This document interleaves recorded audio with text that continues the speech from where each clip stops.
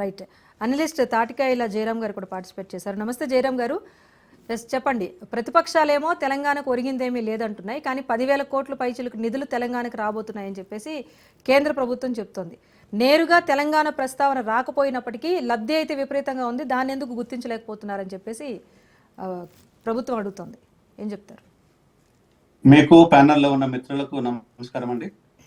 ఒకటి దీంట్లో మనం అబ్జర్వ్ చేయాల్సిందంటే బడ్జెట్ విషయం లోపల డెఫినెట్ గా this is the special budget, no doubt about it. ఎవరికి స్పెషల్ బడ్జెట్ అనేది మనం ఒకసారి దాన్ని అంచనా వేసుకోవడం అనేది మనం చేసుకోవాలి. రాజకీయ పార్టీలో ఉండే వ్యక్తులు మా పార్టీ గొప్పదంటే మా పార్టీ గొప్పది, మేము పాలన చేసినప్పుడు ఇంతకంటే గొప్పగా చేసినామని చెప్పడం అనేది సర్వసాధారణం. అంటే ఈ సర్వసాధారణమైన విషయాన్ని మనం అసాధారణంగా మాత్రం భావించాల్సిన అవసరం లేదు. నెంబర్ 1, ఈరోజు భారతదేశం లోపల 150 కోట్ల మంది జనాభా ఉంది అనుకుంటున్నాం కాబట్టి 150 కోట్ల మంది జనాభాకు కేటాయించిన బడ్జెట్ వచ్చేసి 86 లక్షల కోట్లు. ఈ 86 లక్షల కోట్లలో సరే బైఫర్కేట్ చేస్తే ఒక్కొక్క అంశానికి ఇంతకుముందు రాకేష్ అన్న చెప్పినట్టుగా ఒక్కొక్క రంగానికి ఒక్కొక్క విధంగా కేటాయింపులు చేశాను.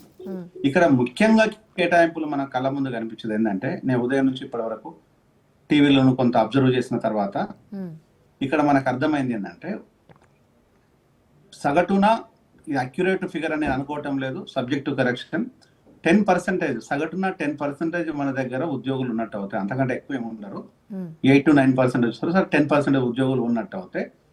15 కోట్ల మంది మన దగ్గర ఉన్నట్టు. ఈ 15 కోట్లు మన దేశంలో ఉంటే వాళ్ళకు మాత్రము భారతదేశంలో ఇంతవరకు 76 సంవత్సరాల నుంచి 70 సంవత్సరంలో మనం అడుగుపెట్టిన ఇప్పటి వరకు కూడా ఎప్పుడు కూడా ప్రవేశపెట్టినటువంటి ట్యాక్సీ ఎగ్జెప్షన్ మాత్రం 5 లక్షల నుంచి 12 లక్షల వరకు ఎగ్జెప్షన్ ఇచ్చారు. అది ఉద్యోగులకు మాత్రమే. ఈ 15 కోట్లను మినహాయిస్తే 135 కోట్ల పరిస్థితి ఏంది? ఇది బడ్జెట్. ఇప్పుడు మనం మాట్లాడుకోవాలి. 135 కోట్ల బడ్జెట్ అనే విషయాన్ని మాట్లాడుతుంటే, నెంబర్ 1, నేను ఒక డాక్టర్గా ఒక హెల్త్ విషయాన్ని మీకు ఇండికేట్ చేస్తున్నాను. సగటున చిన్న సబ్మిషన్, 15 కోట్ల అధికారులకు సుమారు 45 కోట్ల ఫ్యామిలీ కుటుంబాలు ఉంటాయి. డెఫినెట్ గా ఉంటాయన్నా. నేను అనేది ఏంటంటే, నీకు ఒక అది ఒక్కరికే ఉదాహరణకు ఒక ఆఫీసర్ ఉన్నాడు, ఒక్కరికి పరిమితమైన కుటుంబానికి, ఆ కుటుంబానికి అయితే 60 కోట్ల మంది ఒక్కరికి ఇచ్చిన సుమారు 50 నుంచి 60 కోట్ల మందికి బెనిఫిట్ అయినట్టు. అది మీరు సబ్జెక్ట్ కరెక్షన్ మీరు ఎట్లా ఆలోచించుకోండి. అది ఓన్లీ ఎంప్లాయ్మెంట్ సాలరీ స్లిప్ మీదనే మనం మాట్లాడుకో. చెప్పండి, పర్లేదు, చెప్పండి అన్న. డాక్టర్స్ ను పంపించాలనేది బీజేపీ ఈ ప్రయత్నము, దాన్ని మనం హర్షిద్దాం. కానీ దాంతో పాటు 75,000 సీట్లను, మెడికల్ సీట్లను కూడా పెంచాలి అనే దాని మీద కూడా ప్రయత్నం, దాన్ని కూడా మనం ఆహ్వానిద్దాం. కానీ హాస్పిటల్ లేని ఇంకా మొత్తం దేశం మొత్తం కాదు, దేశం మొత్తం ఎట్లుందన్న విషయాన్ని నాకు తెలుసు. సో దేశం మొత్తం, మన తెలంగాణ విషయాన్ని మీకు పెడుతున్నాను. తెలంగాణ నార్త్ నుంచి తెలంగాణకు మొన్న కొంతమంది డాక్టర్లు, కొంతమంది ఐఏఎస్ ఆఫీసర్లు ఇక్కడికి వచ్చేసి ఒక సెమినార్ కండక్ట్ చేస్తే తెలంగాణలో ఉన్న మెడికల్ కాలేజీలు చాలా గొప్పగా ఉన్నాయని చెప్పారు. ఇక ఆ గొప్పతనాన్ని ఇప్పుడు మీకు చెప్తాను. ఇక మిగతా రాష్ట్రాల్లో ఉన్న ఇంకెట్లున్నాయో మీరు ఆలోచించుకోండి.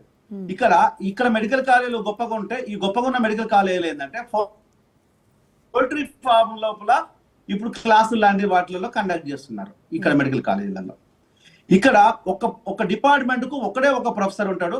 అంతకు మించి ఉంటే అది పాపం తగిలినట్టే, ఇంక్లూడింగ్ గాంధీ హాస్పిటల్తో సహా.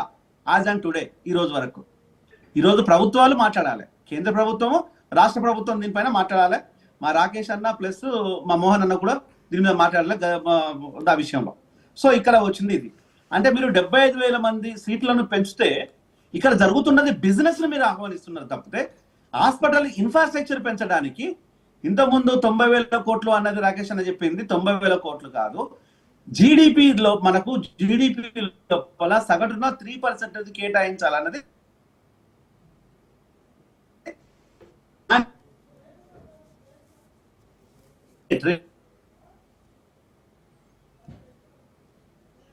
జీడిపిలో.